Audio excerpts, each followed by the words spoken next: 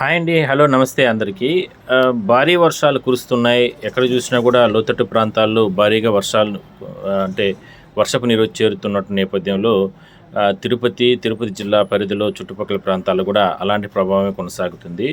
So, Chandragiri నియోజకవర్గంలో YSRCP incharge Chevireddy Mohit Reddy గారు, అదేవిధంగానే వాళ్ళకి సంబంధించినటువంటి పార్టీకి సంబంధించిన నాయకులు, కార్యకర్తలు వీళ్ళందరూ కూడా పెద్ద ఎత్తున వాళ్ళ నియోజకవర్గంలో తిరిగి భారీగా వర్షాలు కురవడం, దాని తర్వాత ఈ వరదలు ఉప్పొంగి ప్రవహిస్తుండడంతో ప్రజలకు అందుతున్నటువంటి, ప్రజలకు కావాల్సినటువంటి సౌకర్యాలపైన దృష్టి పెట్టడం జరిగింది. సో, గ్రామాల్లో తిరిగినటువంటి చెవిరెడ్డి మోహిత్ రెడ్డి గారికి అక్కడున్నటువంటి నాయకులు, కార్యకర్తలు వీళ్ళందరూ కూడా ఘనంగా స్వాగతం పలికారు.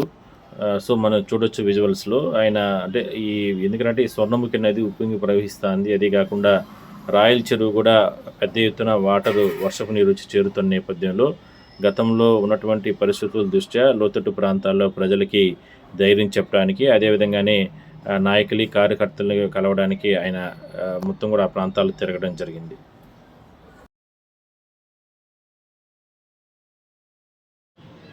ఇక్కడ మనం విజువల్స్‌లో చూస్తుంది చంద్రగిరి నియోజకవర్గంలోని రాయల చెరువు. ఈ రాయల చెరువు గతంలో కూడా అంటే పూర్తి స్థాయి నీటి మట్టం వచ్చిన సందర్భంలో లోతట్టు ప్రాంతాల్లో ఉన్న ప్రజలకి భయభ్రాంతులకు గురవ్వడం జరిగింది. అంటే కట్ట తెగిపోతుందని ఇట్లా రకరకాల కారణాలతో భయభ్రాంతులకు గురి అవ్వడం జరిగింది. ఆ సందర్భంగా కూడా అప్పట్లో వైసీపీ ప్రభుత్వంలో దాన్ని పటిష్టత కోసం చెవిరెడ్డి భాస్కర్ రెడ్డి, అదేవిధంగానే అప్పట్లో ఉన్నటువంటి ప్రభుత్వ అధికారులు వీళ్ళందరూ కూడా కొన్ని చర్యలు తీసుకోవడం జరిగింది. అయితే తాజాగా మరోసారి ఈ భారీ తుఫాన్లు వచ్చిన నేపథ్యంలో కట్ట పరిస్థితి ఏంటి, అదేవిధంగానే చెరువులోకి ఏ రకమైనటువంటి వాటర్ స్టోరేజ్ వస్తుంది అనే దానిపైన పూర్తి స్థాయిలో వైఎస్ఆర్‌సీపీకి సంబంధించినటువంటి నియోజకవర్గం ఇన్ఛార్జ్ చెవిరెడ్డి మోహిత్ రెడ్డితో పాటు పార్టీకి సంబంధించిన క్యాడర్ వీళ్ళందరూ కూడా వెళ్ళి దాన్ని మొత్తం కూడా పూర్తిగా కూడా చేయడం జరిగింది.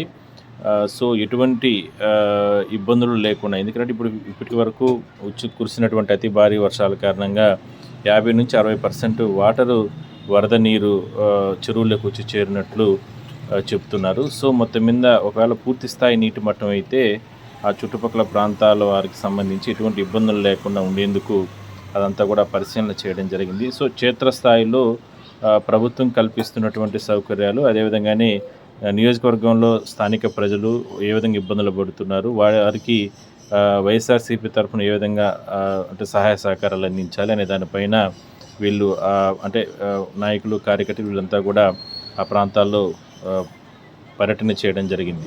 సో, మొత్తం మీద ఇప్పటికే మనం చూసాం ఈ మోందా తుఫానుకి సంబంధించి రాష్ట్రంలో చాలా ప్రాంతాల్లో ఇప్పటికే ప్రభుత్వం ఎన్ని రకాల సహాయ కార్యక్రమాలు చేసినప్పటికీ కూడా ఎక్కడో ఒక చోట ఏదో ఒక రకమైన ఇబ్బందులు కొనసాగుతున్న నేపథ్యంలో అంటే దానికి సంబంధించి ఇంకా కూడా, ఎందుకంటే వరదలు తగ్గేంత వరకు ఆ ప్రభావం అనేది ఎక్కువ ఉంటుంది.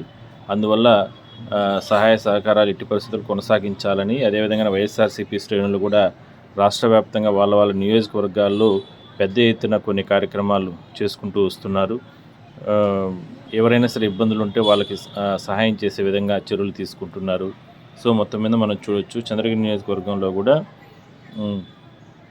అంటే చెవిరెడ్డి మోహిత్ రెడ్డితో పాటు పార్టీకి సంబంధించిన నాయకులు, కార్యకర్తలు వాళ్ళంతా కూడా ప్రతి ప్రాంతంలో కూడా తిరుగుతూ కూడా అంటే ఈ భారీ వర్షాల కారణంగా రైతులకు సంబంధించి ప్రధానంగా చాలా ప్రాంతాలు, ఎందుకంటే స్వర్ణముఖి పరివాహక ప్రాంతాల్లో రైతులు తీవ్రంగా నష్టపోతూ ఉంటారు సహజంగా ప్రతిసారి.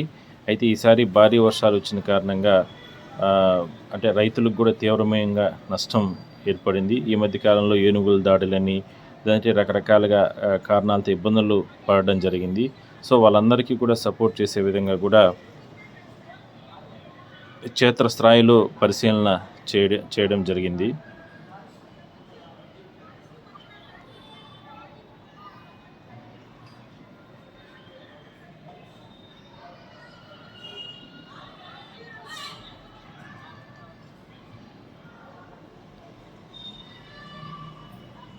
పార్టీకి సంబంధించినటువంటి ముఖ్యమైన నాయకులు, కార్యకర్తలు, అదేవిధంగానే వాళ్ళందరూ కూడా రాయల చెరువుకు సంబంధించి పరిశీలన చేయడం జరిగింది. ఎంతవరకు స్టోరేజ్ రావడం జరిగింది, నిజంగా గతంలో తీసుకున్న చర్యల కారణంగా కట్టకు సంబంధించి కూడా ఏమైనా సరే ఇబ్బందులు ఉన్నాయా అనంటూ కూడా ఆరా తీయడం జరిగింది.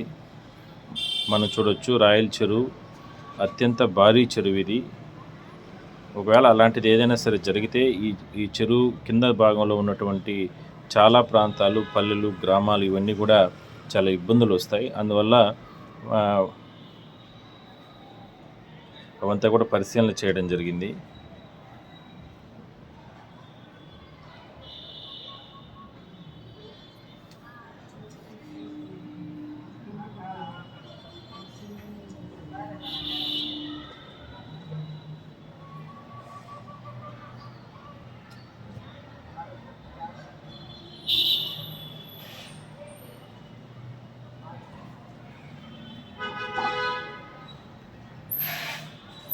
ఇప్పటికే స్వర్ణముఖి నది ఉధృతంగా ప్రవహించడంతో పాటు పల్లెల్లో, గ్రామాల్లో పెద్ద ఎత్తున వాటర్ వచ్చి స్టోరేజ్ అయిపోవడం, లోతట్టు ప్రాంతాల్లో పూర్తి స్థాయిలో కూడా నీట మునిగిపోవడం, అదేవిధంగానే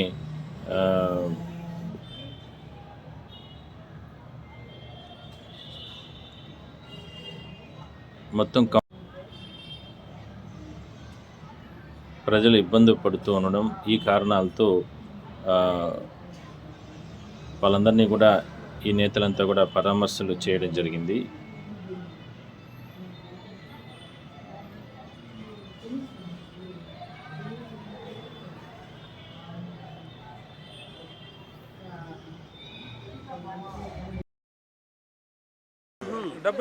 మీడియా మిత్రులకి అదేవిధంగా చంద్రగిరి నియోజకవర్గ ప్రజలందరికీ నమస్సులు. గత 2 రోజులుగా మోంతా తుఫాన్ ద్వారా ఈ చుట్టుపక్కల కొన్ని గ్రామాల్లో అదేవిధంగా రాయల చెరువులో విపరీతంగా వర్షపాతం, అదేవిధంగా కొంత వరదలు వచ్చే విధంగా ఈ పక్క రావడం మా దృష్టిలోకి రావడం జరిగింది. అది పరిశీలించడానికి వైఎస్ఆర్సీపీ కార్యకర్తలు, క్యాడరు, అదేవిధంగా నాయకులు అందరం కూడా ఈరోజు ఇక్కడ విజిట్ చేశాము. ఇప్పటికీ 60% పైన వర్షపాతం నీళ్లు కూడా రాయల చెరువులో రావడం జరిగింది. అదేవిధంగా సీకాలేపల్లి, చిట్టత్తూరు కొన్ని పంచాయతీల్లో కూడా వ్యవసాయ పొలాల్లో కావచ్చు, ఇతరితర వెళ్ళే దారుల్లో కావచ్చు నీళ్ళు వచ్చేసి రైతులు చాలా ఇబ్బంది పడుతున్నారు. తప్పకుండా ప్రభుత్వం దీని మీద దృష్టి పెట్టి ఇవన్నిటినీ కూడా కాంపన్సేషన్ అయినా లేదంటే వాళ్ళకి భరోసా అయినా ఇవ్వాల్సిందిగా, వాళ్ళకి ఏ విధంగా అయితే ఇబ్బంది లేకుండా చూసుకోవాల్సిన ప్రభుత్వ బాధ్యత కాబట్టి చూసుకోవాల్సిందిగా విజ్ఞప్తి చేస్తున్నాను. ఇంతకుముందు వరదలు వచ్చినప్పుడు మీ అందరికీ తెలుసు, చెవిరెడ్డి భాస్కర్ రెడ్డి గారు ఇక్కడే 7 రోజుల నుంచి 8 రోజులు అనుకుంటాను ఇక్కడే నిద్ర చేసి, ఆ రోజు కట్ట తెగిపోతుందంటే ఇక్కడే పనుకొని ఇక్కడే ఇవన్నీ రెడీ చేయించి ఆ కట్టనంతా కూడా సుమారు 1,00,000 ఇసుక బస్తాలతో దాన్ని బాగు చేశారు. ఆ రోజున వైసీపీ క్యాడరు, కార్యకర్తలు కష్టపడి ప్రజలందరికీ మేలు చేసే ప్రయత్నం చేశారు. ఈరోజు చూస్తూ ఉంటే ఆ పరిస్థితి కనపడడం లేదు. ఎక్కడ చూసినా కూడా ఒక అవినీతి దీని మీదే నడుస్తూ ఉంది, కానీ ప్రజలకు ఏదో మంచి చేయాలనే ఒక ఆలోచన రావడం లేదు.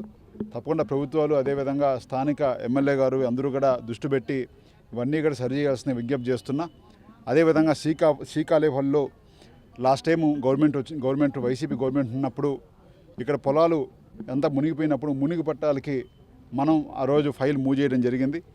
ఆ చివరిలో మేము కూడా లాస్ట్లో ఫైల్ మూవ్ చేసి అంతా ప్రాసెస్ అయినప్పుడు కొంత ఆ మధ్యలో అధికారం కొంత లాస్ట్లో కొంత డిలే అవ్వడం జరిగింది. అది కూడా వీళ్ళు వచ్చిన వెంటనే 3 నెలలకు 4 నెలలకు చేస్తారని మాట ఇచ్చారు. సరే 3 నెలలు అయిపోయిన సుమారు 1 సంవత్సరం 3 నెలలు 4 నెలలు అయినా కూడా 1 సంవత్సరం దాటిపోయినా కూడా ఇంకా కూడా ఏ పనులు జరగలేదు. వాళ్ళు విజ్ఞప్తి చేస్తున్నా, ఇది కూడా తొందరలో చేపట్టి మీరు చేయాల్సి విజ్ఞప్తి చేస్తున్నా. ఎందుకంటే ప్రజలకి మీరు 3 నెలలు 4 నెలలు చేస్తారని మాట ఇచ్చారు, ఆ మాటని నిలబెట్టుకోవాలని చెప్పి మీకు గుర్తు చేస్తున్నాను. అదేవిధంగా ప్రజలకి ఎప్పుడు వైఎస్ఆర్ క్యాడర్ కావచ్చు, కార్యకర్తలు కావచ్చు, మేము ఓడినా గెలిచినా ఎప్పుడు ప్రజల పక్షాన్ని నిలబడతామని కూడా ఇక్కడ మీ ద్వారా ప్రతి ఒక్కరికి తెలియజేస్తున్నా. Thank you.